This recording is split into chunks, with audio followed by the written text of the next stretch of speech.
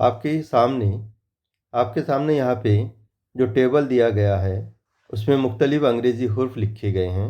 आदाद भी यहाँ लिखे गए हैं। इसी तरह कुछ आदाद और लिख लेते हैं यहाँ पर 2, 4, 5, 6, 7 और 9।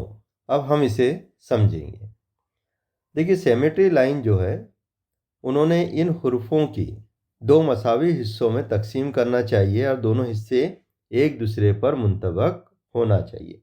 जैसे ये ए है तो इस टेबल में A, V, M, W, T, Y और यू है।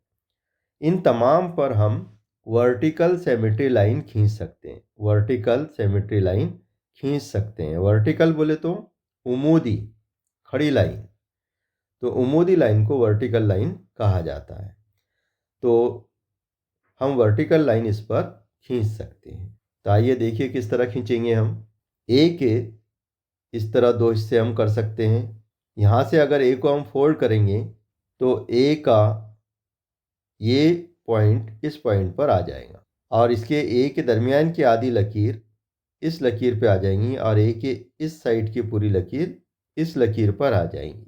इसका मतलब ये हुआ कि ये दूसरा हिस्सा पहले हिस्से पर पूरी तरह मुंतबक हो जाता है, पूरी तरह उसको ढांप लेता है अगर हम ए को इस तरह दरमियान से तय करेंगे तो।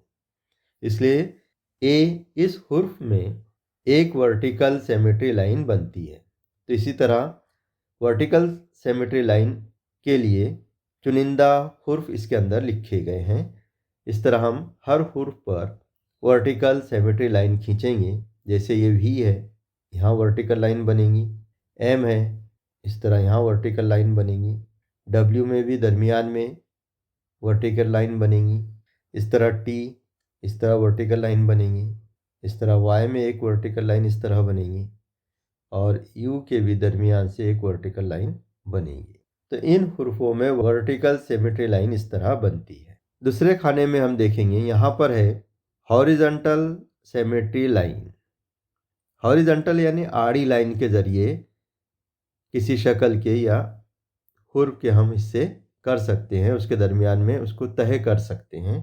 तो इसमें हम सिमेट्री लाइन खींचेंगे हॉरिजॉन्टल। पहला हुर्फ है बी, के, सी, ये अदद है हुर्फ, इसके भी दरमियान में हम सिमेट्री लाइन खींच सकते हैं।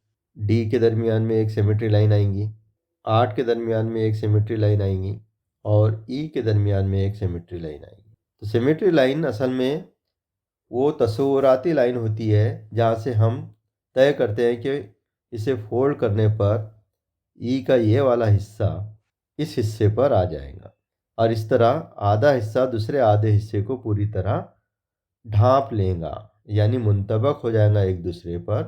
अब इसके बाद देखिए, इसमें 4 हुर्फ लिया हूँ मैंने, एच, आई, एक्स और ओ।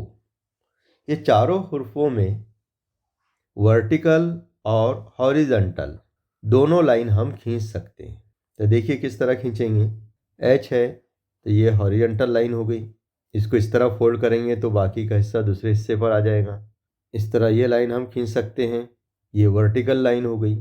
इसी तरह आई जो है इसमें भी हम हॉरिजॉन्टल लाइन, सिमेट्री लाइन और वर्टिकल सिमेट्री लाइन खींच सकते हैं। एक्स में भी हम हॉरिजॉन्टल लाइन और वर्टिकल लाइन हम खींच सकते हैं।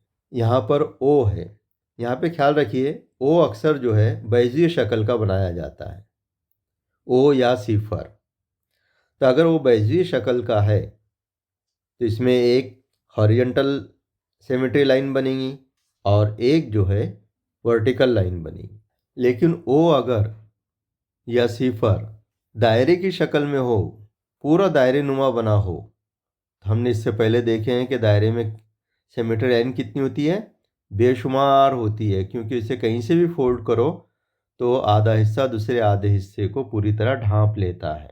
लेकिन अगर बैजियर शक्ल में हो, ज़ीरो या ओ, तो उसके 2 ही सिमेट्री लाइन बनेंगी और दायरे नुमा हो तो बेशुमार बनेगी। इसका ख्याल रखिए आप। अब यहाँ पर चौथे खाने में वो हुर्फ या नंबर लिखे गए हैं जिसकी सिमेट्री लाइन हम बना नहीं सकते, इनकी बन नहीं सकती। तो ये भी याद रखिए आप। उम्मीद है कि तशाकुली महवर सिमेट्री लाइन किसे कहते हैं समझ में आ गया होगा और हर शक्ल के आप गौर व फिक्र करके उसकी सिमेट्री लाइन खींच सकते हैं। उम्मीद है कि ये वीडियो आपको समझ में आ गया होगा। इंशाल्लाह फिर मिलेंगे अगले वीडियो में। अल्लाह हाफिज़।